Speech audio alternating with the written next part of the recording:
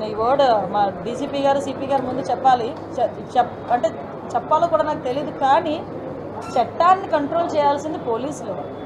చట్టాన్ని పోలీసులు చేతిలోకి తీసుకోవడం ఏంటి? విషయం ఏంటంటే ఒకటండి, నాకు అర్థం కానిది ఏంటంటే తప్పు చేసినోడికి కులం ఏంటి, మతం ఏంటి, అదొక్కటి చెప్పండి. అది వాళ్ళు గాంజా బ్యాచ్. నిన్న కూడా మా వాళ్ళు డిపార్ట్మెంట్ అంతా కూడా ఒక ప్రెస్ నోట్ కూడా రిలీజ్ చేశారు డీసీపీ గారు. అసలు వాళ్ళ మీద ఎన్ని రౌడీ షీట్స్ ఉన్నాయి. అసలు తెనాల్లోని నాకే కాదండి, మీకు కూడా ఒక సోషల్ రెస్పాన్సిబిలిటీ ఉంది, ఒక విలేకరులుగా మీకు కూడా. ఒక్కసారి తెనాల్లో వాళ్ళ తాలూకా నేచర్ ఏంటి, వాళ్ళ తాలూకా బ్యాక్గ్రౌండ్ ఏంటి అన్నది ఒకసారి చెక్ చేయండి. యాక్చువల్గా ఒక గాంజా బ్యాచ్ పోలీస్ డిపార్ట్మెంట్ మీద చేయి చేసుకునేటప్పుడు అంటే ఫర్దర్గా ఒకసారి దానికి కూడా వీళ్ళు రాజకీయ రంగు పులిమేసి దానికి కులాన్ని అంటగట్టి మతాన్ని అంటగడతా ఉంటే ఇంకా పోలీస్ డిపార్ట్మెంట్ ఎలా వర్క్ చేసుకోవాలి? తాలూకా బ్యాక్గ్రౌండ్ ఏంటి అన్నది ఒకసారి చెక్ చేయండి. యాక్చువల్గా ఒక గాంజా బ్యాచ్ పోలీస్ డిపార్ట్మెంట్ మీద చేయి చేసుకునేటప్పుడు అంటే ఫర్దర్గా ఒకసారి దానికి కూడా వీళ్ళు రాజకీయ రంగు పులిమేసి దానికి కులాన్ని అంటగట్టి మతాన్ని అంటగడతా ఉంటే ఇంకా పోలీస్ డిపార్ట్మెంట్ ఎలా వర్క్ చేసుకోవాలి?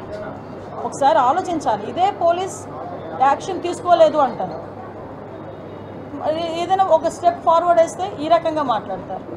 అంటే నేనేమంటానంటే కొంత పని మా డిపార్ట్మెంట్ చేసుకునివ్వాలి.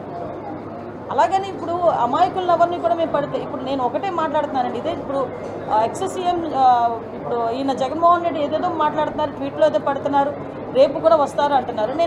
నేను డైరెక్ట్ క్వశ్చన్ అండి, డాక్టర్ సుధాకర్ అనే వ్యక్తి మాస్క్ అడిగిన పాపానికి నడి రోడ్డు మీద రెక్కలు విడిచి చొక్కా ఇప్పి కొట్టిన సందర్భం మర్చిపోయారా? మరి ఆ రోజు ఎందుకు మాట్లాడలేదు జగన్మోహన్ రెడ్డి?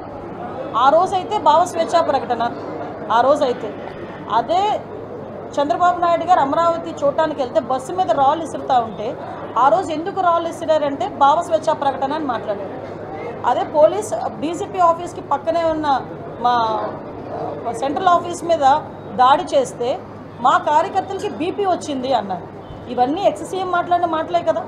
ఈరోజు ఇప్పుడు అదే వరప్రసాద్ అని మన రాజమండ్రిలో వరప్రసాద్ అని ఇసుక మాఫియా గురించి మాట్లాడితే పోలీస్ స్టేషన్లో కూర్చొని శిరోముండనం చేస్తే మరి ఆ రోజు ఎందుకు మాట్లాడలేదు? దళిత నాయకుడు ఆ రోజు దళితులు ఎందుకు శిరోముండనం చేశారు అని చెప్పి ఆ రోజు ఎందుకు మాట్లాడలేదు?